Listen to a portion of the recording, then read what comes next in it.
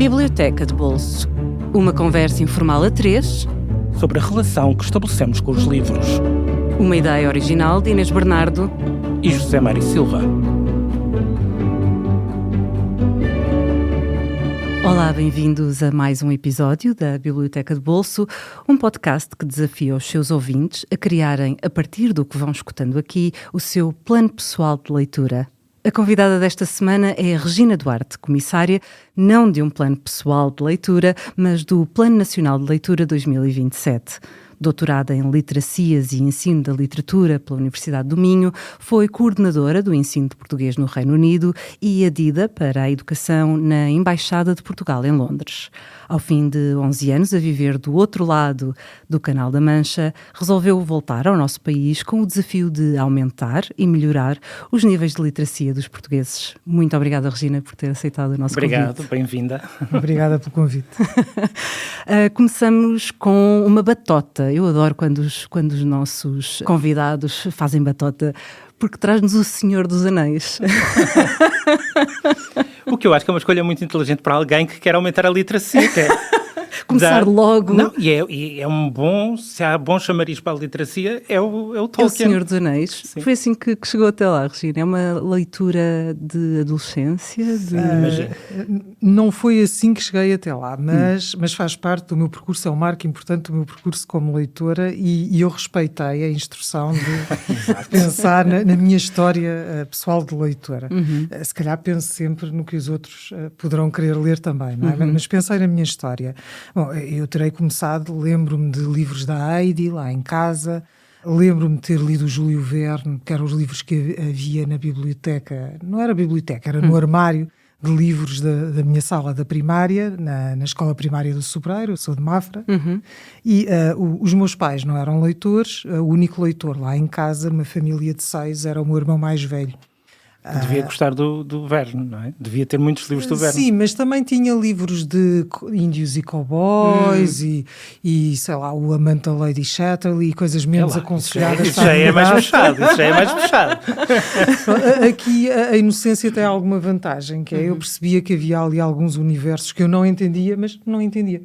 E, portanto, ficava por aí. Mas eu sabia que não devia ler aqueles livros todos naquela idade e, portanto, havia ali um elemento de clandestinidade. Sentava-me no chão, no quarto dele, ao pé da estante, com a porta do quarto aberta. Porque ele é mais velho, me imagino. É 14 anos mais velho do que eu. Daí já ler... Sim, isso. Não, para ele era adequado, não é? Sim, para sim. mim é que não. Mas eu precisava muito ler e, portanto, eu lembro-me que de facto havia essa compulsão pelos livros. O Tolkien foi aos 15 anos. Na adolescência que eu acho que é a idade certa para se encontrar o Tolkien. Não é? Porque, e acho muito curioso que há muitas pessoas que têm esta reação ao fantástico não tem nada a ver com a vida real, e que não gostam de coisas fantásticas, não é? Gostam de coisas reais. Eu acho que o fantástico ajuda-nos muito a compreender o real e sobretudo um jovem, não é? Naquela idade em que nós queremos perceber... como é que a sociedade à nossa volta se organiza, como é que os balanços de poder funcionam. E há também um certo desejo de escape, não é? De escapismo, de fugirmos da nossa realidade, e a fantasia permite isso nessa idade, não é? Eu não quero estar na situação, ou quero fugir, ou conhecer outras realidades que não a minha. E a fantasia abre-nos essa porta para poder imaginar e excitar a imaginação sobre esses mundos possíveis. Sim, e lembro-me que o facto de Tolkien criar tantos mundos, não é? E tão diferentes, que isso para mim, ou seja, o aspecto da construção, eu notei-o. Não foi o decisivo, mas notei-o. Mas para mim nem era o escapismo, eu acho que era mais a capacidade que tinha de me ajudar a perceber a realidade. Não é? E o facto e para mim isto é fascinante, não é? No Senhor dos Anéis é que são os mais fracos à partida, são os mais pequenos, os que têm menos poder formal, físico, que têm a grande missão e são os únicos que conseguem levar a missão até ao fim. Alegres, de coração puro, e isto impressionou-me muito. E impressionou-me também numa fase em que eu começo a questionar uma educação muito religiosa, e esta questão do medo, do poder usar o medo sempre como uma arma para manter as pessoas controladas, e depois os hobbits, não é? São tão alegres, e ali não há medo, não é? Há uma alegria, há uma entrega, um cuidado com o outro que E foi paixão à primeira leitura, quero dizer, leu logo os 3 volumes de seguida. E depois o Hobbit também, sim. Mergulhou a fundo no universo, nesse universo. Sim, José Mário, eu continuo a ser um bocadinho compulsiva. Percebo. Eu quando começo a ler um livro que gosto muito, tenho alguma dificuldade em controlar-me, não é? E, portanto, isso não mudou desde os 15 anos, sim. E é tão fã que trouxe uma miniatura do Gandalf. Trouxe. Estamos a falar de um nível de... Já é mesmo fã. Obrigado. Eu gosto de reconhecer o meu estatuto de fã. Com cartãozinho. Fã sério do Tolkien. Só o Stephen Colbert é que será ainda mais, porque isso é uma enciclopédia ambulante sobre o Senhor dos Anéis, sim, não é? Sim. Eu tenho não sei como é que se diz em português, não sei se há um termo, uma action figure, não é? Sim, do Gandalf o branco. Portanto, já depois de ter passado a aprovação, e depois tenho em casa, este é do escritório, este é o meu Gandalf de escritório, e tenho Gandalf de casa. E para mim é uma figura importante, não é? Porque me lembra, nos momentos mais difíceis, que há uma causa maior do que nós, há um bem que é preciso ser defendido, e eu acho que nos tempos que correm isso é bom nós termos presente, não é? Há um mal que está a alastrar, e portanto esta necessidade de nós usarmos a força para mantermos a luz e mantermos a chama é uma coisa que para mim é importante ter presente. Portanto, se calhar ainda tenho um bocadinho essa fantasia de adolescente de querer mudar o mundo, não é? Se calhar já devia ter passado com esta idade. Ou não. E releu o livro noutras idades, para além da adolescência? Ou é um livro que regressa várias vezes? Não várias vezes, mas reli por causa dos meus filhos, com algum receio, e isto acontece... Da desilusão, não é? Isto acontece-me sempre, eu acho que os livros que nós veneramos, depois temos medo que um encontro posterior venha... Tudo se desvaneça, isso. Não é? Mas não aconteceu? Não aconteceu. Portanto, os meus filhos viram os filmes, aliás, nós tivemos aquele ritual quando os filmes saíram, Natal, ver o filme, depois quando acabaram parecia que já não era Natal, foi estranhíssimo. Podem sempre repetir, como sozinho em casa, todos os anos. Sim, e depois o meu filho, o Zé Pedro, estava numa fase também adolescente em que estava mais afastado da leitura e começou a querer ler O Senhor dos Anéis, e portanto eu fui reler. Então isso foi um plano familiar de leitura. Foi um plano familiar, foi. Com algumas frustrações também, não é só... Faz parte do processo. Sim, tem as suas dificuldades também. Mas eu queria conseguir falar com ele do pormenor, não é? Porque é importante, não é? Discutirmos o que é que aconteceu aqui, naquela batalha, isto e aquilo, e portanto tinha que me lembrar, até porque eu tenho uma memória declarativa péssima, não é? Esqueço-me dos nomes mesmo de... Não é fácil. O Gandalf, há muitas personagens, não é fácil. Sim, há muitos pormenores, há muitos pormenores. Mesmo a geografia, as línguas, ele criou verdadeiramente um mundo, não é? Sim. Eu tive de ir ver agora, porque queria falar da história de amor do Aragorn com a Arwen, e não me lembrava do nome dela, não é? Sim.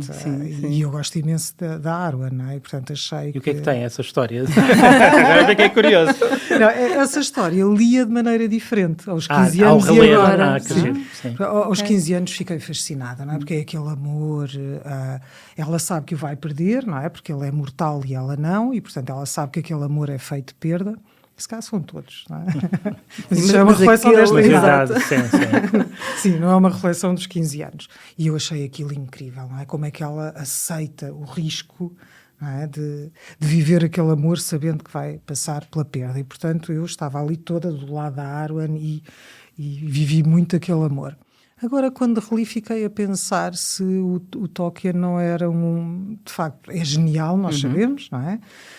Ninguém lhe tira esse papel de criador quase deste género, não é? Ou pelo menos de grande fundador. Mas se não era um homem do seu tempo e... Muito conservador, não é? Muito conservador, talvez um bocadinho machista, não é? Porque se pensarmos isto do ponto de vista de um homem, se calhar é a história de amor ideal, porque ele está a vida toda casado com uma mulher muito jovem. Não é? A Arwen nunca envelhece. Ela passa pela tristeza de o ver envelhecer, de cair, perder faculdades, morrer. Mas ele não. Ele tem uma mulher sempre jovem. É engraçado estarmos a falar sobre isso quando hoje a Halle Berry fez uma intervenção em que dizia a indústria cinematográfica quer que as mulheres se mantenham sempre com 35 anos. É a Arwen. Exatamente. Sempre esplendorosas e frescas para sempre. Ainda por cima é alfa, que nem se sujam, não é? Exatamente. E etérea, muito... Sim. E, portanto, e esses diálogos com o filho, como é que corriam? Eram... Se calhar também ele sentia-se entusiasmado de poder discutir o livro com alguém, não é? Muito. Nós já tivemos essa experiência com o Harry Potter, não é? Como claro. Acho que muitas famílias tiveram. Eles têm agora 20 anos. E agora começa a haver uma segunda geração. Os pais também foram crianças que leram e agora têm filhos em idade de ler o Harry Potter, não é? Sim. Mas, de facto, aí foi muito curioso porque nós sabíamos pormenores, não é? Até tínhamos um jogo de cartas com perguntas, a ver quem é que acertava mais e quem é que se lembrava. E é curioso porque isto cria momentos de grande cumplicidade, não é? Até fazemos piadas, temos piadas entre nós. E eles sabem... Só quem tiver lido é que compreende, não é? Sim. E isso foi importante. E depois, com o Tolkien não resultou tão bem porque a Ritinha ficou um bocadinho fora disso. Ela, ao contrário dele, nunca parou de ler, nunca teve esta interrupção da adolescência. Mas se calhar interessam-lhe outro tipo de livros. Mas interessam-lhe outras coisas. Porque ela achou que estas batalhas e aquilo tudo não era bem... Não era a praia dela, não é? Não. Com ela teria de ler outro livro. Se calhar a próxima escolha que nos traz... As Memórias de Adriano, da Marguerite Yourcenar, que curiosamente é uma autora que tem aparecido muito. O Tolkien ninguém tinha trazido. É verdade. É curioso. Mas a Marguerite Yourcenar, muita gente já trouxe, mas nunca, por acaso, nunca as Memórias de Adriano, que ainda por cima é a obra mais emblemática da escritora. Pronto, passamos para um clássico diferente, não é? Mais literário, mais histórico, e é uma obra absolutamente extraordinária. Se calhar descoberto mais tarde, imagino, já noutra fase. Sim, eu diria que aos 20 e poucos. 20 e poucos. Portanto, há de ter sido na altura da faculdade, ou pouco depois. Eu lembro-me que li a edição em francês.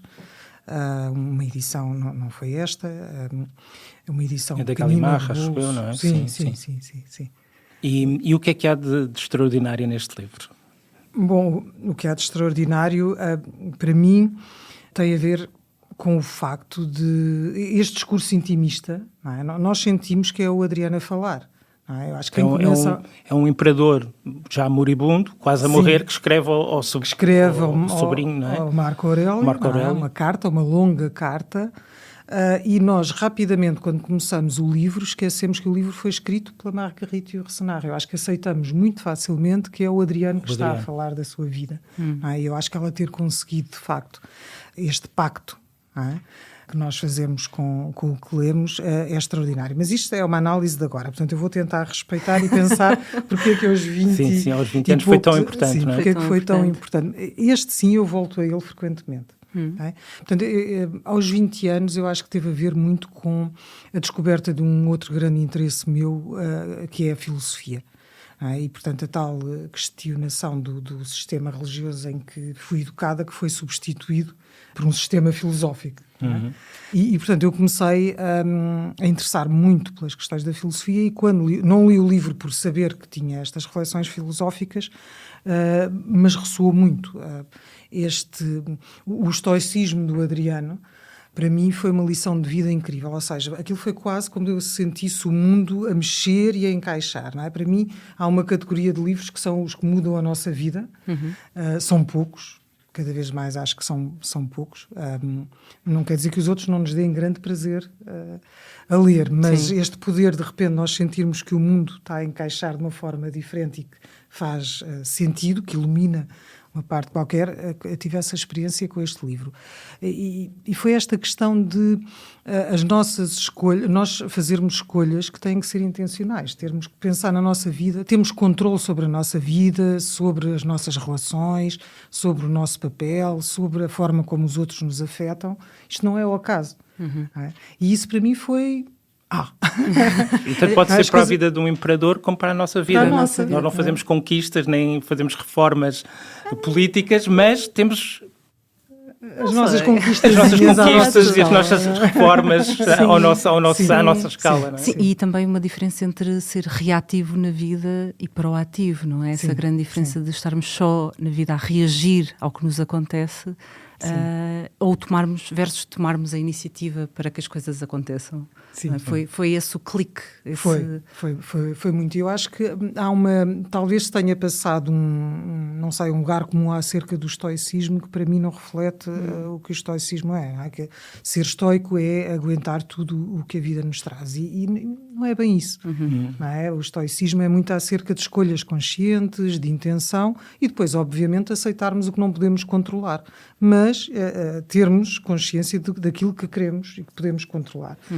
Aliás, as meditações do Marco Aurélio, não é, que são muito inspiradas por este pensamento, hoje são usurpadas por uma certa linha da masculinidade tóxica que não é... Coitado, ele não teve culpa nenhuma, Marco Aurélio, mas são um bocadinho esse estoicismo visto dessa maneira muito literal, porque é muito mais profundo do que isso, não é? Estranho, nunca pensei que pudesse ser visto de uma forma má.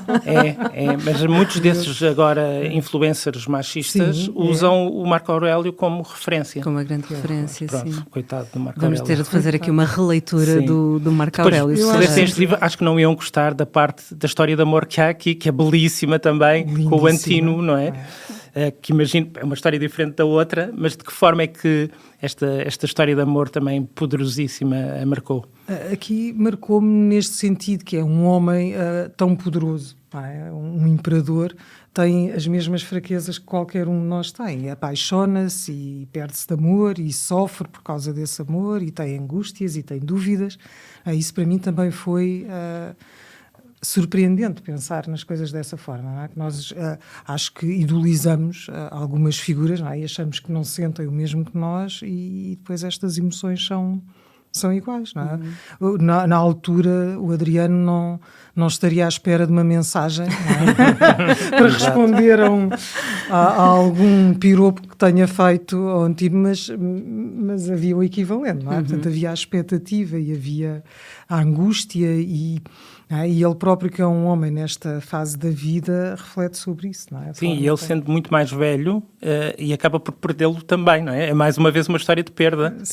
E o Antino morre muito, muito novo, não é? Sim. Este livro transformou-a numa leitora da Marguerite Yourcenar ou já era uma leitora e continuou a ser? Foi um acaso? Como é que essa relação com a escritora... Não, foi um acaso e tive de ler na faculdade, porque tínhamos de ler livros dela, não este, mas este, para mim, tive uma relação com este livro que não tenho. Com os outros. Não é que não admire, que admire a escrita dela, mas não é esta relação. É incrível. É incrível. Mas este, de facto, tenho uma relação com este livro como tenho com poucos. É um livro que eu leio e releio e ofereço e às vezes até... daqueles que levaria para uma ilha deserta, como se costuma dizer. Certamente. E acho que também comecei aqui a perceber um bocadinho a minha relação com a literatura, não só como leitora, consumidora, mas o facto de a literatura ter um papel tão importante para iluminar a nossa vida, que tinha originalmente, não é? E que depois se foi arrumado um bocadinho mais recentemente como entretenimento ou como escapismo, e que não era, não é? As narrativas eram fundamentais para nós percebermos o nosso papel e a nossa organização social, tal como a filosofia era, não é? A filosofia tinha um papel muito prático e que deixou de ter. E, portanto, eu acho que comecei a perceber isso também como parte de um trabalho que para mim era importante fazer, não é? Que era recuperar um bocadinho este papel que as narrativas têm na nossa vida. E conseguiu convencer os filhos a ler a Yourcenar ou isso é mais difícil? José Mário, é uma questão interessante, sabe que ainda não tentei. Ainda não? Não. E aí, talvez a Rita seja mais... Ou será... Ainda não. Ainda ou será por nova. ser um livro assim tão pessoal? Não tenho medo de me expor. Não tenho, isso não tenho. E isso já tem a ver mais com formação profissional. Não é? Eu acho que há mesmo uma etapa no nosso percurso de leitor em que nós temos maturidade para ler as coisas e para as entender ou não, e podemos ficar muito frustrados e depois até criar uma reação. E depois nunca voltar lá quando... Isso. Mais eles tarde. têm 20 anos. Não é? Eu acho que mais uns anos, sim. Agora ainda estão o Zé Pedro muito interessado em coisas políticas, obcecado com distopias e tudo o que é muito político. Ela com histórias de amor, mas mais fáceis do que esta. E, portanto, acho que estão bem onde estão e mais uns anos. Acho que é uma questão de maturidade mesmo. Sim. Chegar aos livros na altura em que eles estão prontos para nos receber e que nós estamos prontos também para os encontrar, não é? Sim. E vamos então para a última escolha, Jangada de Pedra, de José Saramago. Chegamos ao nosso Nobel, mas não propriamente a um dos romances mais óbvios de todo, não é? De todo. E é assim uma espécie de... Às vezes nós gostamos dos enjeitados, não sei se é o caso. Há outros romances que são talvez mais importantes, o Memorial do Convento, o Ano da Morte de Ricardo Reis. Este é sempre olhado assim um bocadinho de esguelha, não é? Mas se calhar injustamente. Se calhar, eu tenho muita pena, porque a minha experiência de leitura... eu gosto muito de vários livros do Saramago. E acho que quando falo a alguém, quando me perguntam do Prémio Nobel Português, eu digo-lhes que se a pessoa ler 3 ou 4 livros diferentes, percebe a variedade. O que não é comum, não é? Porque há escritores que escrevem a vida inteira num estilo e são... Variações quase do mesmo livro, não é? Sim. E de facto é possível nós gostarmos muito de um livro do Saramago e não gostarmos do outro. E é pena que muitos jovens têm a experiência do Memorial do Convento, que eu acho que também é um livro para uma maturidade emocional que não é a dos 18 anos. E depois mas uma frente não pode dizer mal do livro. Não pode dizer mal do Convento. Não, do livro eu não digo. Do livro eu não digo, eu adoro o livro. Sim. O livro é das coisas mais divertidas que há. Se calhar não para um jovem de 18 anos. Eu que lia muito aos 18 anos, talvez me tivesse aborrecido. E, portanto, felizmente encontrei mais tarde. Mas acho que é possível gostar-se de um livro do Saramago, não se gostar do outro. E há pessoas que só tentaram ler um e arrumam o Saramago de vez, o que é uma pena. É uma pena. A Jangada de Pedra, num registro muito pessoal, é o meu preferido. Isto não tem a ver com apreciações de qualidade. É o que eu prefiro como leitora, foi aquele com que me relacionei mais, que teve um impacto maior em mim e, portanto, foi por isso que o escolhi. Mas não é uma apreciação de qualidade, quer dizer, não... Claro. E como é que chegou à Jangada de Pedra? Foi porque queria ler Saramago, já estava a ler Saramago? Como é que esta Jangada de Pedra tem esse efeito na Regina? O Saramago é um dos autores, há vários na minha vida, em que eu gostei tanto de ler o primeiro livro, depois li todos. Uma vez mais, a questão de ser... Isso, exatamente. E qual é que foi o primeiro? Pergunta bem, não sei se me lembro, se terá sido o Memorial, talvez. É provável que tenha sido. Este li já talvez mais perto dos 40, portanto um bocadinho mais tarde. E para mim teve esta questão deste grupo de amigos muito improvável. Este grupo muito improvável para mim foi muito importante e, portanto, acho que veio aqui buscar outro tema para a minha vida que, se eu olhar para trás, é uma constante, mas tomei consciência da importância só mais tarde, que é a comunidade. Que é nós termos o nosso grupo, as nossas pessoas, a nossa comunidade. Acho que é uma coisa que estamos a perder muito como sociedade. Vivemos cada vez em núcleos mais atomizados, não é? Completamente separados uns dos outros. Sim, e lá está. E aqui as narrativas e a comunidade eram uma coisa só, não é? Funcionavam em conjunto e nós, se calhar, sentíamos todos mais confortados. Não tínhamos ar-condicionado, mas tínhamos outro tipo de conforto. Não é? Portanto, foi esta questão deste grupo de pessoas que se encontra numa circunstância tão estranha. E que são unidas pela circunstância estranha, não é? Bizarra, de repente a Península Ibérica solta-se, que em si é uma ideia também extraordinária, não é? Mas eu acho que facilmente aceitamos. Sim. Não é? Dito só assim, de repente, não é? Portugal, começa por ser só parece só uma metáfora, mas depois de repente já é uma... Pronto, é o que é, uma ilha a andar no meio do mar. Lá vão eles, não é? Lá vão eles pelo mar fora, cada vez mais depressa. E aceitamos essa ideia, não é? Mas depois o facto de o que nos ancora, o que nos redime, o que nos salva, serem os outros. Não é? Para mim foi muito, muito importante. E depois gosto daquelas coisas incríveis do Saramago, mas isso gosto sempre nos outros livros também, não é? Que é, no meio da maior crueldade e das coisas mais feias, há sempre um momento tão bonito, e há sempre uma redenção, e há sempre um bocadinho de poesia. E eu acho que isto é incrível. E tenho muito mais prazer em ler livros assim do que livros completamente derrotistas, não é? Em que não há esperança, não há... Sei lá, estou a pensar, se calhar não vou dizer o nome, estou a pensar num autor americano muito conhecido, toda a gente diz que não é o eterno candidato ao prémio Nobel, porque é que nunca ganha, e eu penso sempre, não há redenção. Que é o Cormac McCarthy. Não vamos dizer.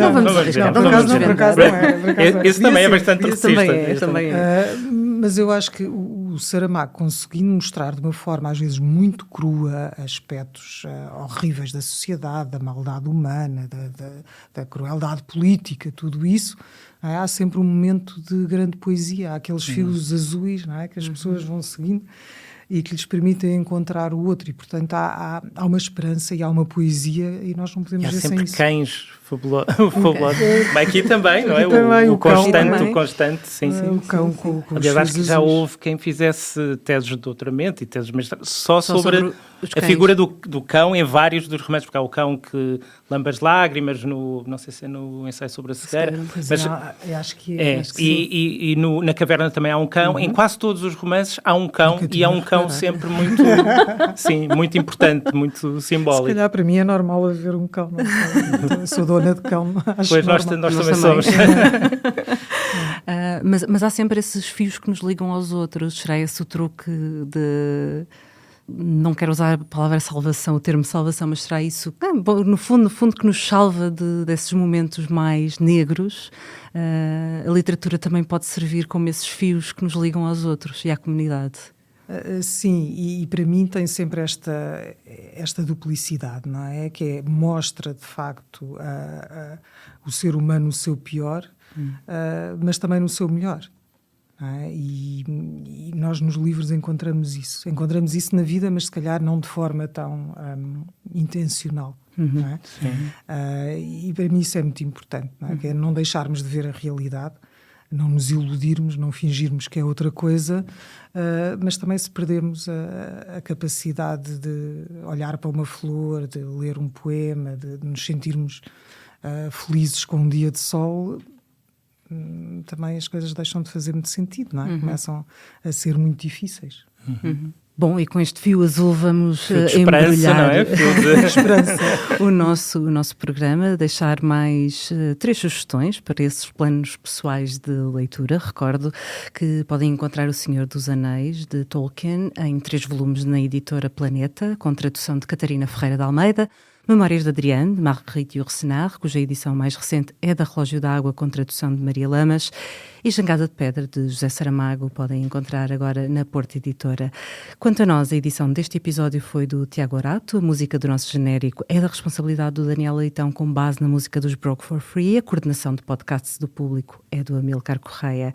Regina, muito obrigada por ter embarcado aqui neste mini plano, nesta mini conversa. Aos nossos ouvintes, até para a semana. Zé Mário, até para a semana também. Até para a semana, Inês.